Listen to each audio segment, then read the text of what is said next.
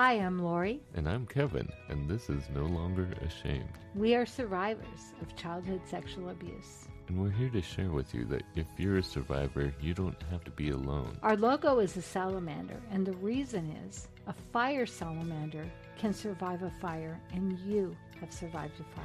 We want to help you with your journey to healing and hope. We are all survivors together, and we walk this journey together, and you are not alone. By telling our stories, we are hoping that you will have the courage to share your story as well and find your voice. Because stories are so important, and for so long I know that I wouldn't tell my story, but when I finally shared my story, that's when I got my freedom. And this is our journey and your journey to healing and hope. So come with us. And this week we're talking about, what do you say to someone if they're sharing with you that they are a survivor? You know what I love about that, Kevin, is that in my experience, that was never posed to me. And I feel like my situation felt like when I finally told just a little bit, that I felt so vulnerable, and then I felt like I had given somebody power to hurt me, but I knew they wouldn't. But I was afraid they might say something. And then when I think about it, why would they? But just the craziness that goes through, for me, what went through my mind, because I felt like I accidentally told somebody. It wasn't my intention. I wasn't like, oh, gee, and it was your wife before I knew you. And it wasn't like, oh, I'm going to tell her today, but it came out, and she was such a great listener. And so I told her probably more than I would have. But then when I got home, I was freaking out. Yeah. I wanted to do this for friends and family of survivors because one of the hardest things is we don't know how to help someone if they come to us and say, look, this happened to me.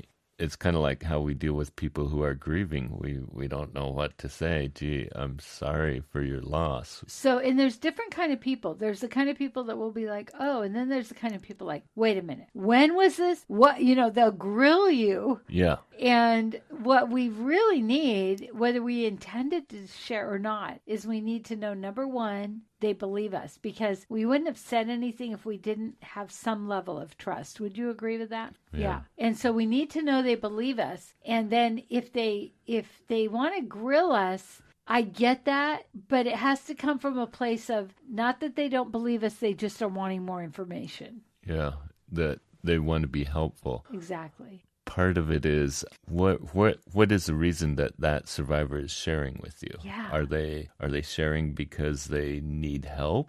Are they sharing because they just can't hold it in any longer? Or are they sharing because they're struggling with suicidal thoughts, depression, anxiety, and they're just at their last straw? They can't handle it anymore. So that's a really good question. And would you, for instance, what was it like when the first person you told? What was that like for you?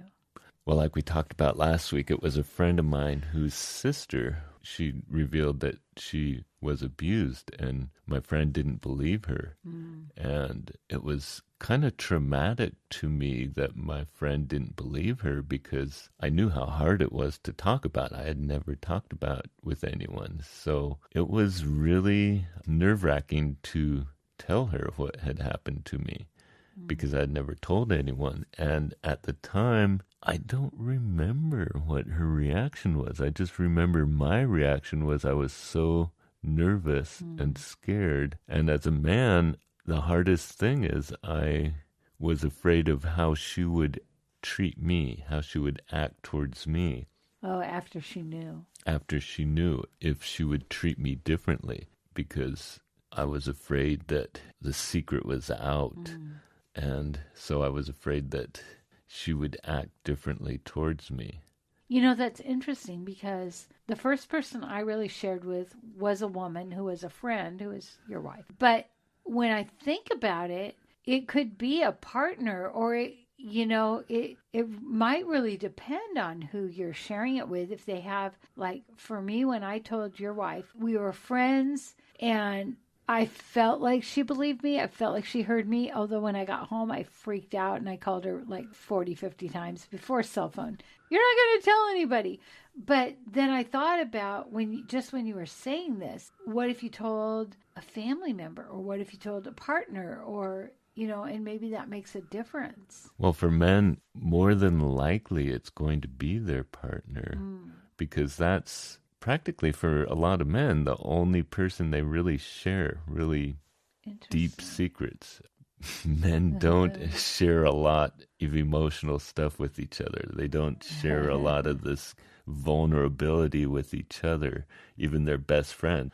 And even now that, I'm very comfortable talking about being a survivor, but it's also, I choose when and where I talk about it. And what is that? I mean, is that, okay, so in this whole coronavirus, I'm hearing people saying, for instance, their dad is really macho and he's not going to like respect the rules. So it makes me wonder with men, is it different? Yeah. When you share it, then it's definitely different. Yeah. And so what is it that feels vulnerable or feels challenged? Your masculinity itself. I mean, as a survivor, especially of childhood sexual abuse, it can define you in ways, if you let it, that would risk your masculinity. We're not supposed to be victims. Isn't that sad? And we're not supposed to, especially if you're a macho man, if it was a male perpetrator, then you're risking this sense of being this big macho man because you were abused by a man. Interesting. And so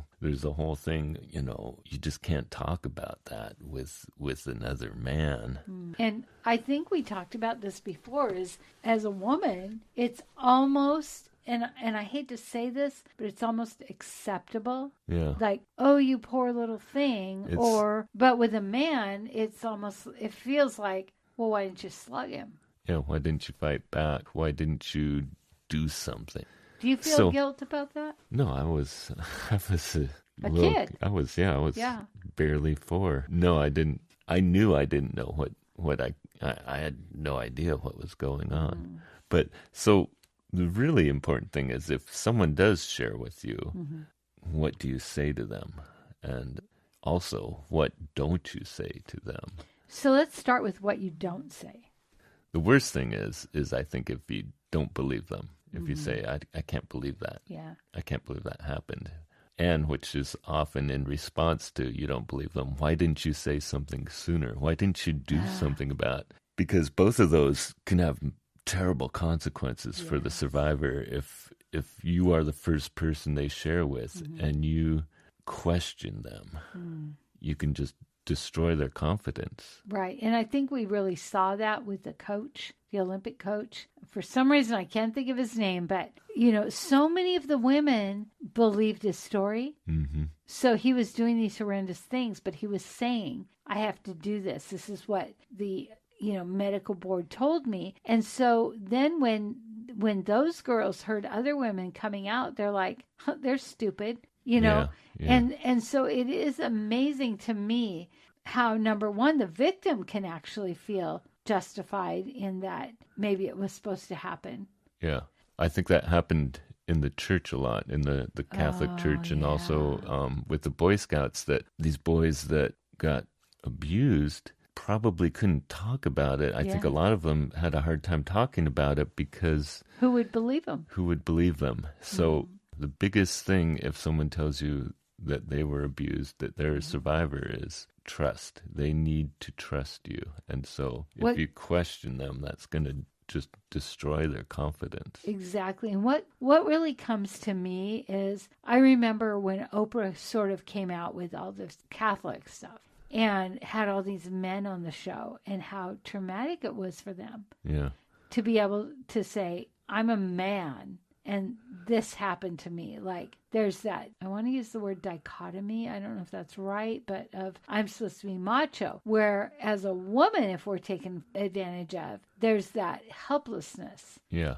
And I remember when I first shared, I don't remember Charnel saying, I believe you, but I know she believed me. Yeah. And in a way, that was more scary to me Oh, yeah. because I'd never shared. And then now somebody believes me. What does that mean? Yeah. But I am so grateful for that because I think when this all happened was probably close to 30 years ago. So Yeah. there wasn't the type, I mean, it hadn't been exposed as much. And when was the first time you shared? Like what? It was about 30 years ago, too. Yeah. So there was kind of like things hadn't really come out about that. Yeah, especially for men. Right. Especially for men. So you were kind of the pioneer in that. There was a few books available because after I shared, I realized I needed help. Good I for realized you. I wasn't able to deal with this on my own. So I looked, and there was a book out especially for male survivors, but I think there was just one book, I believe, but it was very new, and it was before the Catholic Church scandal and Right. everything else. And Yeah. I was able to find a men's group for survivors where we did group counseling, and a lot of them also talked about how they didn't know anyone else or had not heard of any other people that were survivors. It just no one talked about it. So it was kind of that you're not alone. Yeah, that was the big deal for being in the group. Yeah. I think for me, because I had family and it's like your story might include family. And I don't know if yours was like that, Yeah. but I feel like there was that sense of, yes, this has happened to me, but I also have to protect a family member who doesn't Yeah. really understand yet. Yeah, and that's another big issue. If someone tells you they're a survivor, it's important maybe to find out, are they in a relationship with the perpetrator still? Do you know them? Are they comfortable telling you who it is? I think one of the other really hard things for a survivor to hear is when people overreact as far as they want to... They're going to go beat them up for you. They're going to go beat them up. Or did you call the police? That's Right. another thing they ask right away. Did you call the police? Well, why not? They might not even know your relationship with the perpetrator or with Right. the other people involved. And we've lived a lifetime of who's going to believe us. Yeah. That's what we were told, right? Yeah. In the process of it, nobody's ever going to believe you. If they have to choose, they're going to choose me. Telling them or asking them right away, have you gone to the police? Well, why not? That's going to put them on the defensive right away. And Isn't human nature funny? That's like we finally get brave enough to share that we're being abused, and then in a heartbeat we go to protection of that yeah, abuser. we get beaten up for it, Yeah. practically. Yeah. That's why So- it's so confusing. Yeah. And I mean, I think I said this last time, but so often the abused becomes re-abused Mm-hmm. because Yeah. people do not want to believe that anybody would do such a monstrous thing. Yeah, it's kind of beyond our belief system. And so what do you say that can help them? So, for me, I've been aware that I'm a survivor for many years now. I think that there's that element of you don't really know you're a survivor because it's so normalized. Yeah. And for me, I thought it happened to everyone. And I remember somebody using the word incest. And I was like, what? And I actually went to the school secretary and I asked her, I said, what's incest? She goes, oh, well, that's when the dad will like have sex with the daughter. And I remember something in my head was like, oh my gosh, right? Yeah, yeah. Because I didn't know that wasn't normal. But now what do I do? Yeah. And I think that, for me, when I finally told, I was probably close to 30. And I think saying I believe you, even if you don't say the words, because we all know how body language is. And I think for me, sharing it with your wife is, I knew she believed me. Mm-hmm. I thought she might go beat them up, but I knew she believed me. And that was terrifying because that meant if she believed me, then I might be right.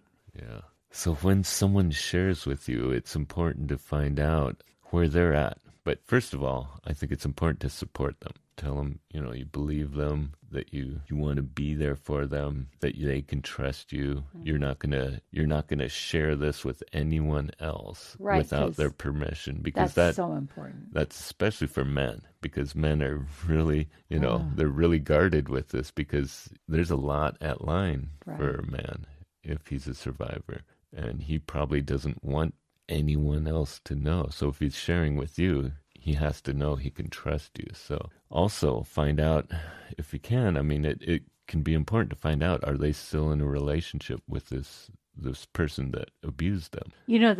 That's good, because I actually still was.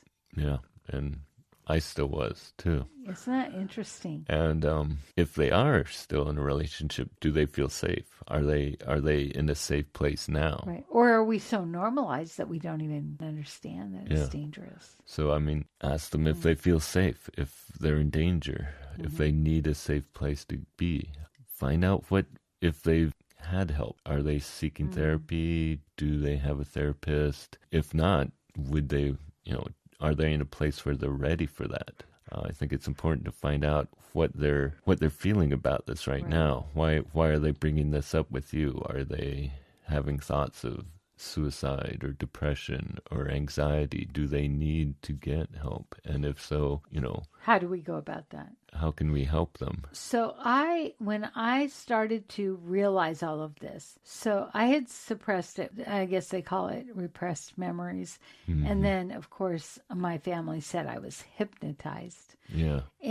But here's the thing, when you start to remember, it is like there's that part of you that wants to normalize it because they have normalized it. But then there's that other part of you that goes, wait. So when I had kids, so people would say at our baby shower, trust your instinct. Yeah. It's like, so my instinct says shove the kid down the stairs. Yeah. Right? Yeah. And I didn't know as a child that was, you were being taught. Exactly. So right. So how do you know? You don't really know, because you just think that's the way it is with everybody. Yeah. And that's the thing about age, as you get older. And finally, when you have kids and you start, I remember people would say, trust your instinct. And I'm like, my instinct is to push the kid down the stairs. Yeah. How horrible is that? Yeah. But that was, so I remember my sister and I having this conversation of, no, we cannot trust our instinct on that. Yeah, because we've been taught. Yeah, because we thought that was normal. Yeah. Just give him a boot down the stairs. How horrible is that? But we didn't know. And I think having somebody actually believe us. And I remember my counselor one time, I was telling her something that happened, and she said, and I go, isn't that stupid? She's like, do you realize how that happens? I was like, what? You mean it's real? Because you're so normalized that you think you must be crazy. Yeah. These things that are coming to the service. You're not hypnotized. You just start, when you have kids, all of a sudden it's like, what would your parent do? Right? Oh, well, my parent would have pushed me down the stairs. In my heart, I'm going, I've never pushed my kid down the stairs, right? Yeah. Yeah. Yeah. I think that, believability, saying, I believe you, I want to be here for you. And if you're a person that can't hear that, because some people can't deal with that, is like, how can I support you? How can I help you get help? And I remember my friend Deanne, and that's who my daughter's named after, Jenna Deanne. And I remember her telling me I needed a counselor. And every day she would just be like, it was before cell phones. So she'd swing by my house. She'd be like, can you make one phone call? I'm like, no. Yeah. I think the important thing is to find out kind of where their mental space is at the time. If they're telling you, why are they telling you right then? Are they in a place where they really need help right away, or they're just trying to sort through this? Are they trying to figure out if they're crazy? Are they maybe they're having repressed memories that are coming back? So what's your answer to that? Where are you? What is it that I can help you with right now? I remember last time you said, are you getting help? And that's not something that's never been one of my first questions. But as I get older, the more people I deal with, it's like, wow, that's okay to ask that. Yeah, I think it's important to find out if, and especially because we're not trained. We're not professionals. We're it's likely that you're not going to be able to help them a lot, Right. if they're sharing with you. But main thing you can do is just support them And listen. and listen. If you can. Yeah. I had somebody ask me today, what would you say to somebody who was really struggling through this coronavirus? And I said, I'd say call a support line. Mm-hmm. And you worked for a crisis counseling line.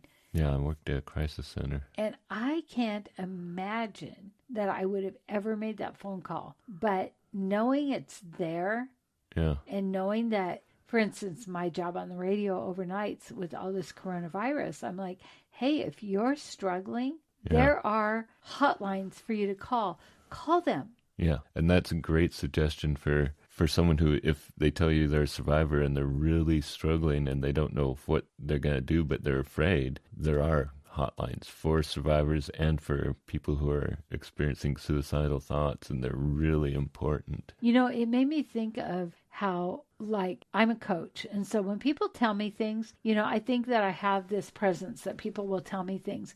But if people are telling you things that you cannot deal with, that it is so okay to say, there are numbers for you to call. How can I help you? Can I find the number for you? Like, you don't have to take it on. Yeah. If you can't handle it, but you can say, number one, I believe you. That seems to be the most important thing. And number two, here's a phone number, or how can I help you find a counselor? Yeah. It's like, I don't have to carry this burden for you if I can't, because we all have different personalities and some of us cannot handle that. Yeah. And especially if you are feeling disturbed by this. Yeah.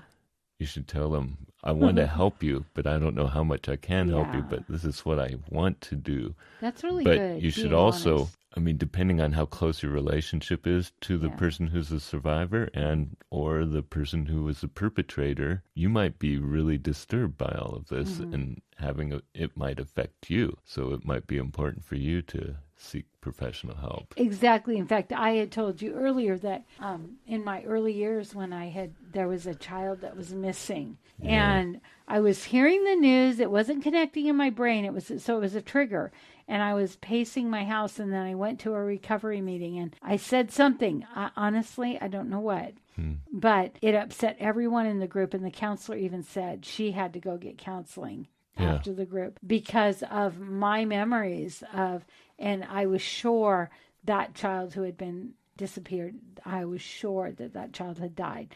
I didn't know that, but in my mind. Yeah. And I think that we really need to know our limits. And the most important thing is, I believe you, I'm here for you, but this is what I can do. Yeah. That we don't have to carry that burden for somebody else if we can't. Yeah. Because, one of the things at the crisis center is we were required, if we were dealing with abuse situations, someone calling in who was being abused or wanted to report abuse, after we helped that person, after our shift, we were supposed to debrief with someone. And part of that debriefing was to see if it had disturbed us to the point where we did need help with that, if we did need some sort of therapy just to kind of get through it. How did you feel about that? Was it okay for you to admit that? Yeah, there were times I did. And one of the things that was hard was I was working by myself. I was working a night shift, so I was by myself at the time. That's hard. And there were a few times that we had kids call in.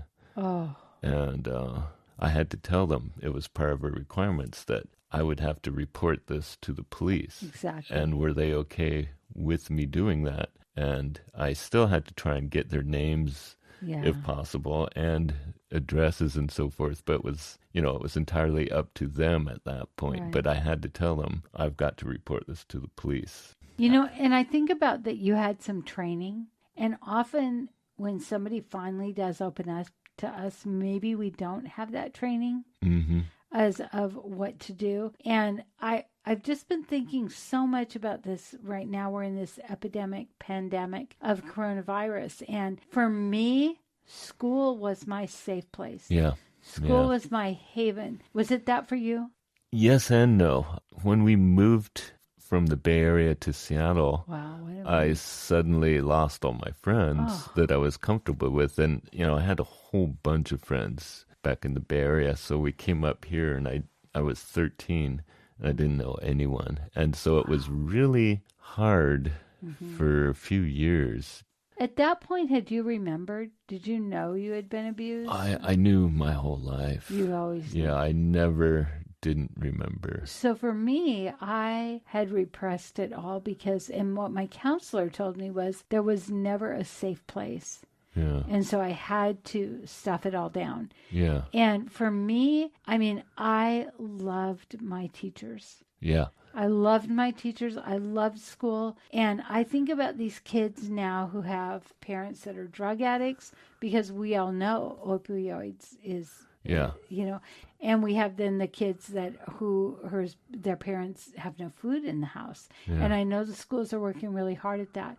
But my heart is just hurting because I can't imagine for me if this time of year I would have been sequestered to home. Now, the one thing we had is we grew up on a beach, and I am always so grateful to God for that beach because it was a way for us to escape. But, we, in those days, you would probably agree, we had a lot more freedom than kids these days. Kids these days, they don't get to just go to the beach. And so my heart is just so heavy for those kids who are home in a situation where they're either the youngest and they're having to deal with stuff, the oldest and they're having to take the reins, and they're not getting that. And when we think about, so far we're hearing school's not going to happen. Now they've got all this time, the whole summer, and being home with parents that are abusive or neglectful. Yeah. I was abused in the summertime, actually, and it lasted basically all summer long. Oh, my goodness. It lasted for months. Did you check out? How did you cope?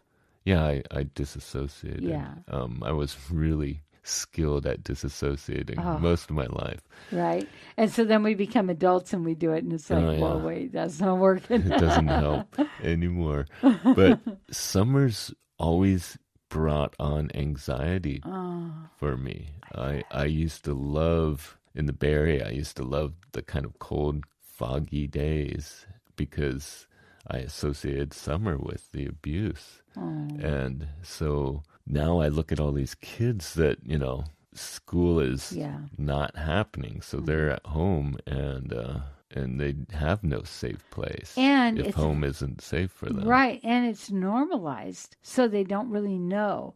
I know for me, when I got older, and I remember going to college and seeing my roommates do certain things, say certain things, and I'd be like, holy crap. Right? For one, they knew to change their sheets every week. I didn't know that. I was responsible for changing my sheets, but nobody taught me, so it never happened. Yeah. And so there's so many things that you just sort of, you're watching and you're like, oh, wow, Yeah, you're learning on the fly. Kind of by trial and error. I think for the most important thing for this conversation is, number one, I believe you. And as a recovery coach, it's so interesting this time where people cannot go to meetings. And they're not supposed to isolate because they're addicts. And I am watching the creative, amazing things they are doing to continue in their recovery.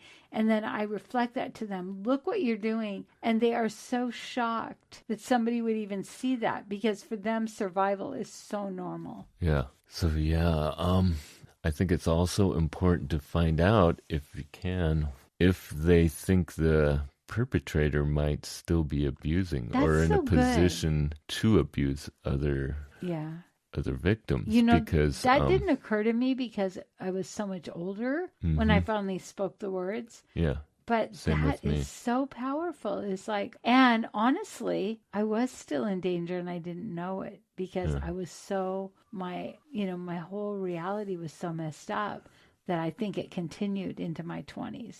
So it's important to find out, are they in danger? And so do they good. think if anyone else is in danger? It's not necessarily so you can charge in and take over and, call the police.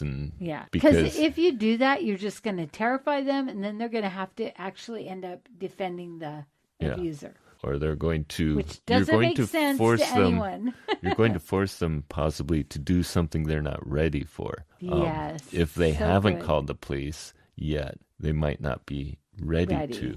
So you don't want to force them to do that. Mm-hmm. But it is important to find out, do they think this person's still a perpetrator? If only maybe to make them think about, well, maybe they should do something. Exactly. But I don't think you should state it that way because you're kind of giving them guilt trip. But just to find out and but there's see a if bully aspect. And I think we talked about this last time, is when people start going, oh, no, you are not, whenever they start to sort of speak for you, then that becomes the bully, where they're like, you cannot let this happen. But we are adults and we have to come to that place.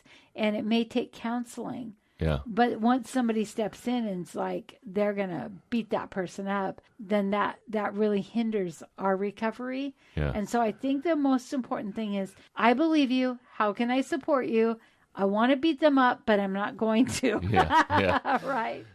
Yeah.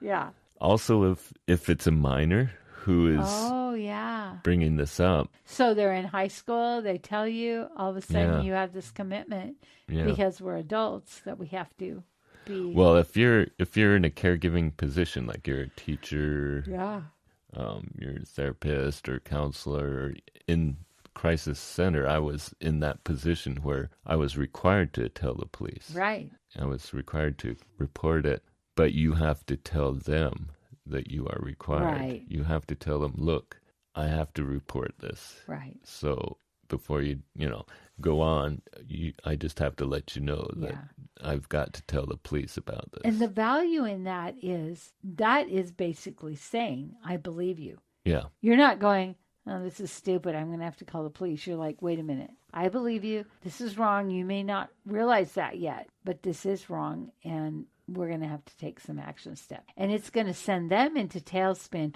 But if you have created a relationship, then they're going to trust you. Yeah. Yeah. Hopefully. I remember in high school we had to do these reports, and the one I did was it always amazes me that I chose this one, but there was a girl, and I believe it was here in the Northwest, and she had been coming to school with bruises, different things, and what the teacher maybe asked her, and she denied it, but she finally got her to admit, and she'd been being locked in the attic. That's where she was living.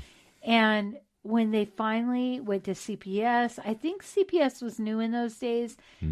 When they finally kind of went to the channels they needed to, they went to the house to check on her, and she was dead. Oh.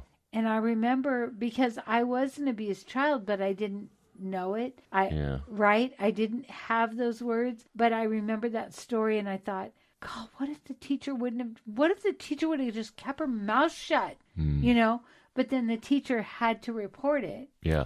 And then CPS had to go to the investigate. parents. Yeah. And I think that's where the danger is one thing I remember, know what you know. It's like when I was being stalked by an ex-husband, not my children's dad, that they said, if you get a restraining order with certain people, telling them no is like the ultimate challenge, and they will kill you. And so I feel like that's what, I didn't know that at that time, but I feel like that's what happened to that young lady. And I remember being so devastated, but I couldn't even relate it to my situation, which was so bad. But I just remember thinking, here's this teacher going, something's wrong. Yeah. She reports it because she has to. Yeah. And then it totally backfired on that girl. Yeah. Well, and there's not likely anything anyone could have done at that time, at that point. It's very hard to second guess when you're trying to help someone. Correct. And that was over 40 years ago. Yeah. When you think about it now, we've come a long way. Yeah. There's certainly a lot more that we can do for... Exactly. Certainly, I think it's important to find out why they're telling you now and what their state is. And if they do need help, find out if there's anything you can do to help them. And you have to be comfortable doing it. You have to be honest with them if you aren't comfortable. So this is what I can do. Yeah. Right? And I think that what's really hard about it is that when people finally do share, for whatever reason, there is some element of trust. Yeah. There's some element of trust and believability. And so something in us says, spill your guts. Then you do. Then you regret it. You feel vulnerable, Yeah. But if that person can really come beside you and say, how can I support you? Because you don't really know at that point because it's so normalized. But I think that by them saying, I see this isn't right, Yeah. that starts that process of, because we do know, right? I think it sometimes takes us a while to realize. So if that person is sharing with you, if you're the first person they're sharing it with, they're basically testing the waters to see what's going to happen. And for men especially, it's really hard because we're seeing what kind of a reaction we're going to get, and how is this going to affect our relationships? How is it going to affect how you treat me and what you think of me? And so how you do react is going to have, a big impact on their healing. I think what's interesting is that some people are going to go, oh, you're such a drama queen. Or, there's going to be people that don't believe you. Mm-hmm. And that's really hard. And I think that it would be really easy at that point to go, nobody's ever going to believe me. Yeah. But you know what you know. And to be, whether you get through to that person or you go find a person that's experienced in dealing with this, is that we have to speak the truth. And even like with this virus, a lot of people are really afraid, but they're trying to put up the good front. We have to admit what's authentic. And if we're afraid, we admit it, and then we can get unafraid. Mm-hmm. But Find if we ways try to to cope. just stuff it all down, it doesn't serve anybody anyhow. Yeah. What do you say? I believe you. I believe you. How can I help you? I love that. How can I support you? How can I support you? For me, it was just the fact that thank you for believing me. Yeah. Because there's some sort of validation in that. And when somebody believes you, all of a sudden it makes it more real. It's like, oh, I don't need to stick my head in the sand. I think it's also really helpful if you find out why they're telling you. If you're the first one they're told. That's so interesting because I don't know why I told your wife. I don't know what the circumstance was. There was nothing really new for me. But I do know that I always wanted her as a friend. Yeah. And I've always trusted her as a friend. And I think the fact that I knew she believed me, even though it scared the patooties out of me, the fact that she believed me, that really went a long way. And there's a reason they're sharing with you, and I think it helps to if you try and find out what that reason is. And it must be trust, right? Yeah, but are they at a point where they realize they need help, or are they at a point where they just can't handle it anymore, and they're losing it? Yeah. So, or maybe they were triggered and they didn't realize it. Like you saw or you heard about that kidnapping, right? They might be triggered by something and they just suddenly blows up in their face. Which trigger is such a great word because that wasn't a word back then. And it's like when I look back now, I'm like, duh, that was a trigger. Something happened and my brain was going, you've been there, you've done that, but yet it wasn't on a conscious level. And so we didn't know about triggers then. But the fact that, to me, it was just so amazing when the counselor said, I had to go get counseling. And when the people in the class were like blaming me, did you call the police? I was a child that was used as a lure. Mm-hmm. And that's what came out, which that's not anything I've told anybody even since then.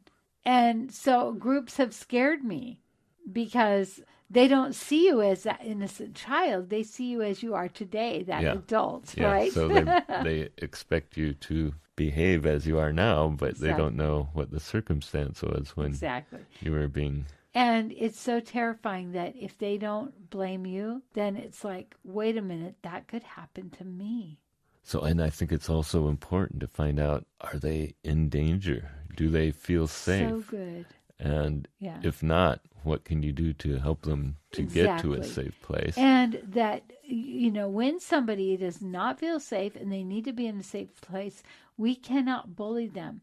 We have to listen and trust them because they know that person. They know if they can walk away from that person, or they know if they turn their back, he'll shoot them, or however that is, that, you know, it would be easy for us to go in that protect mode of, here, let me take care of you. But we have to listen. We have to ask the question. Yeah. We have to be willing to be vulnerable as they are vulnerable and say, okay, I don't know how to solve this, but I'm here. Yeah. And I think if possible, find out if the perpetrator is still in a position of abusing others. And if they are, you know, for instance, how many times do we hear the story of, well, I figured if I let them abuse me, they wouldn't abuse my sister. Yeah. So are they in danger? And how can we support? And I believe you. And, you know, I don't want to get all spiritual, but, you know, I'm a life coach, and there's times when I'm with a client and I do not know what to say. Yeah. And I ask the Holy Spirit, I just say, give me wisdom. I mean, the Bible says if you ask for wisdom, and sometimes when someone's sharing something with us, it's not our job to fix. It's our job to listen. Yeah. And even if it's hard, you know, we can go get help. And if we are self-evolved enough, we know, okay, this is huge. I'm going to believe them, but I'm going to check in with a counselor, a mentee, a coach. Yeah. I'm going to check in because I need that support if I'm going to support them. But it is important that they know that you're not going to share this with anyone else without their permission. Exactly. If it's okay with them, it's right. But you need to make sure they know you're not going to, because that trust is critical for someone. I believe you, and I will hold your secret. But again, if it is something that's vile or needs to be reported, we are designated reporters. If it's a minor, we kind of have no choice at that. And you know, here's the thing, is that we don't know anybody's journey or their timing. And I can honestly tell you, I mean, I look back on my life and I'm like, I thought I knew everything, you know, and it's one thing, number one, to respect their timing of, they know that person enough to know that if they walked out today, they would end up dead. Yeah. Or if they hung in there for a few more days. So we need to be the listener, and we need to be the validator, and we need to do, if we need to call 911, but we also need to know that this is about them. Yeah. And they are the expert on themselves. Yeah. They need to know that they matter to you, and that you care about them. Yes. And not about proving you're the hero here, or proving that, you know, you can fix this. Yes. It's that you care about them. You know, that's what's been interesting about this virus. People that have reached out. You know, it's like, for me, I actually am an introvert that acts like an extrovert. It's my coping mechanism. Yeah. And the older I get, the more I realize, oh my gosh, I've been living my life as an extrovert when I am really an introvert, and I love being home alone. But that, you know, we are here to believe and to witness and to bear witness and to be able to say, I believe you, I support you. What do you need from me? And also, maybe they don't need anything from us, but that every once in a while we check in and we're like, hey, just want you to remember, I believe you. Yeah. Oh, I think that's another really important thing. I'm glad you said that. It's good to follow up after someone's shared with you. Follow up with them if you can. Check in, see how they're doing, see if they're getting the help they need, or, you know, if they feel okay, because that makes it clear to them that they do matter to you, that you do care about what this is going on. Yeah, there's nothing more important than feeling like you matter. Yeah. And you know, I keep bringing up the coronavirus, and I don't want to be that podcast that's like all about the coronavirus. But when you think about it, you know, it's like there are people that are home alone, and people are checking in, and it's like, you know, knowing that you matter to somebody, because I think really in the bigger scheme of things, it's easy to feel like, for me, my kids are grown. They're not checking on me. You know why? Because they know I'm okay. They hear you on the radio. And they are dealing with their own stuff. And so, you know, it's like checking in and just saying, I believe you.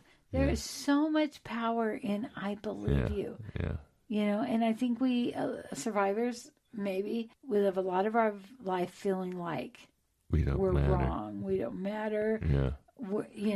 I mean, we're basically taught we don't matter. Right. When we're abused, we're taught that, we're just an object. Or, right. And then this is my pet peeve is so many people are like, well, it happened for a reason. It's like, that pushes me over the end, That's one of the hardest things to hear. Yeah, because I don't believe that. We have a sovereign God who has allowed us a free will, and because evil people, and they're not even necessarily evil sometimes when they're a young child that's abusing another child. Yeah. They just don't know. Yeah, they're just messed up. Exactly. Somehow. And that did not happen for a reason. And I will say with this virus did not happen for a reason. It happened. Yeah. It just happened. People have a free will and they can go around infecting anyone they want. But God is so big that he can use whatever our free will destroys. And also, I think for survivors, I think God doesn't allow this to happen for a reason. I think, like you said, it happens, but I think God does have a plan for all of us, and he can use this and use what happened to do something beautiful. But I don't think he allows it to happen so that we will, have this experience. I think it's just because of what happened, God can use this to do something beautiful. Right. My word for this year, I thought was trust, but actually what keeps coming up is go deeper, go deeper. And, man has free will. Yeah. We have free will to do whatever we want. And so sometimes people are like, what kind of a loving God would let this happen? Or I've heard people say that God brought this virus. No, he didn't. He did not. This is just people being people. But God is sovereign and he will use anything. And I just look at, how he has used what you went through, and you've done this podcast, and I know that people are being touched. And I listen to a lot of podcasts, and I'm not hearing podcasts about people who have been abused. I'm not hearing about survivors and how they've, pushed on, pushed up, and said, no matter what, I'm going to serve God. I'm going to live a life, and I'm going to reach out and support other survivors so they are validated and they can be like, oh my gosh, this is reality. This did happen.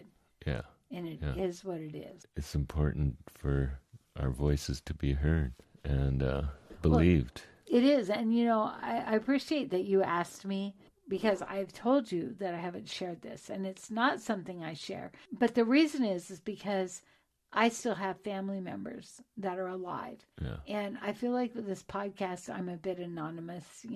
Nobody knows who my family is. But that, if we can offer that hope, if we can say, I look at you, you don't look like a survivor. I don't know what I think a survivor looks like. But I remember meeting you, loving you, thinking you were awesome, finding out that you were a survivor and feeling sad for what you suffered through. But yet I see the things that you are doing, the people you're reaching out to, the difference you're making. And it doesn't mean that happened for a reason so you could do this. It just means it happened, and how awesome that you have made a decision to use it to bless other people. Yeah. And on that note, we should pray. Yes, we should. So that's it for today. We are going to have a prayer time if you want to stick with us. If not, we believe in you. We want to hear from you. We want to hear your stories. If you like this podcast, please rate and review, because that's how other people can find us. And we really want to spread this message. Father, I just thank you for all the blessings you have given us. And most of all for your guidance and your presence in our lives right now when things are so crazy and turned upside down, and when we are a lot of us feeling very isolated. We have you, Lord. We have you, and you are our ultimate comfort and our ultimate blessing in our lives. And Father, I know that this podcast is about people who are survivors, But I also look at so many addicts. And part of the reason they're addicts is they're trying to survive. They're trying to numb. And Father, I am so grateful that that community understands the importance of gratitude and of service. And Lord, if we can take all of these things that have happened to us and we can turn them around so that we can serve others, that we can say, I believe you. I believe you. Father, those are the most powerful words that we can say to each other. And I pray that you will remind us if somebody's sharing things that maybe we don't even want to hear, that you will just remind us that what we want is for them to know we believe them. And we care about them.